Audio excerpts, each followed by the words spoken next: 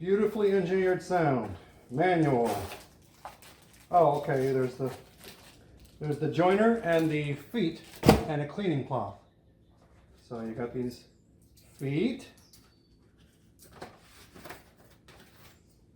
Alrighty. And this little frequency joiner thing.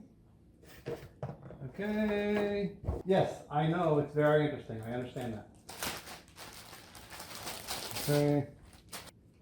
Positioning, all right. Floor mounted only. Ball. Shipped fitted with ball end feet. Spike feet are supplied. It's important the Pierce carpet. For this rentable property, I'm going to use the ball end feet. Running in, of course, running in. That's the thing. What are we doing, Kat? Okay. Screw the lock nuts down so that they touch the foot end as in the diagram above. Then screw them fully into the plinth. If the cabinet rocks, you unscrew, you adjust. Okay, I get it.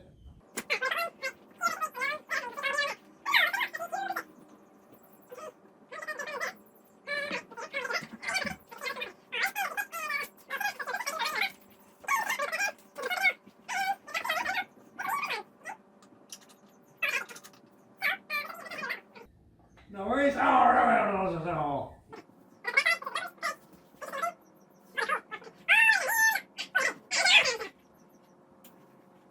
Quite amazing that this little speaker can put out a soundstage like my giant Klipsch's.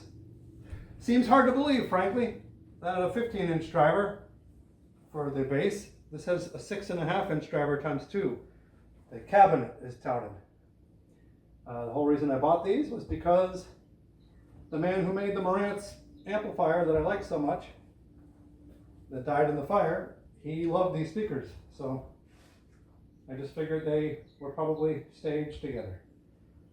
And they cost, a lot less than the Klipsch La Scalas. Hopefully one day I'll be able to get the La Scalas again, but you lose a lot of things in the fire and you're not going to get them all back. That's just the way it is.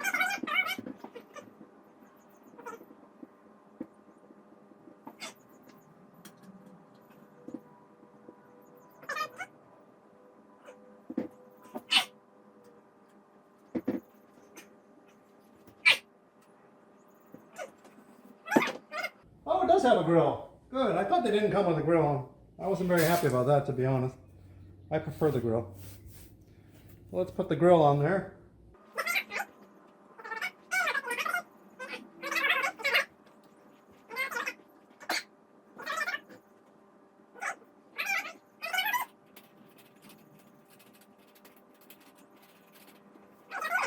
Let's see, where's that manual? All right. Yeah, it says there's a joining device, the wire wire. Unscrew all the terminals and remove both links. Okay, so I guess you got to take all the terminal off. Okay, here's those link things. Now I'm going to try to join it together with spades. You make sure I do this correct on the Marantz. Hit the high side first. Wait. Okay, this goes like this here. Okay. That's in there. One speaker's ready. Woo. Woo. Okay, I need a break. Woo. Okay, I need a break. That's hard work. I'm not so young as I was in previous spins of the sun, so. And yesterday, I had to walk 7 miles because my 7 miles and change to and from my job because The Tire Kingdom next to my office took off the struts on the front of my 12-year-old Lexus, and they're not quick struts that they sourced. They're the kind that you got to compress the spring, and they've been battling with it since Monday, and I haven't had the damn car. And I don't have it today, but hopefully tomorrow. Anyway, so here we go. Here's the unpacking of the second Q-Acoustic. It always is easier the second time around now that we know how to do it. Here we go. Let's see what I can do for you.